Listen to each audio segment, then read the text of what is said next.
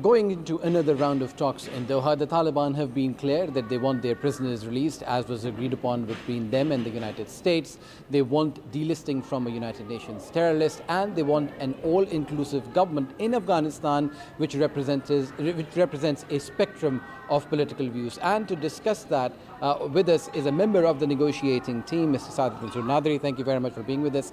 You're also a Minister for Peace in Afghanistan. You've come here again with renewed hope for bringing them to the table and getting some tangible results. How hopeful are you, and what is going to be different this time? Thank you very much. Of course, we are always hopeful.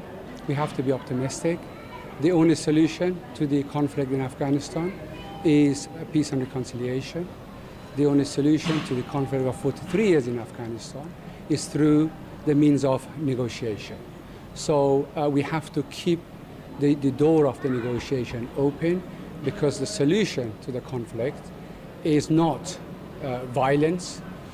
So the solution is actually a meaningful negotiation. So my question is, what is going to change this time around? You've been talking to them since September. There was a lot of hope that was put upon these negotiations, and now the Taliban seem to have the momentum of fighting behind them as they're taking large swathes of Afghanistan.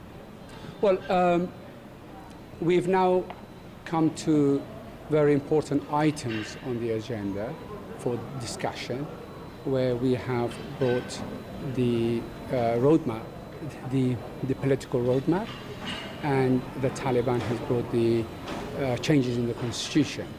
So I think these are the most two of the important items on the agenda.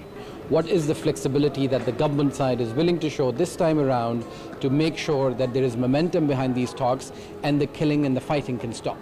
Well, to be very frank with you, we've been quite flexible and also tolerant since the start of the talks. A new generation of Afghans who has come along the past 20 years, 50% of our population is below the age of 15, who has never experienced the Taliban regime. 70% is under the age of 30. So this young generation is looking for education, economic well-being, health and prosperity. So they want job creation.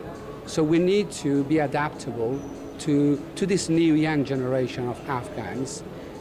Therefore, the sooner we stop fighting, the sooner we concentrate in focus in reaching a deal where the international community is eagerly waiting for us Afghans to work together and to reach a compromise.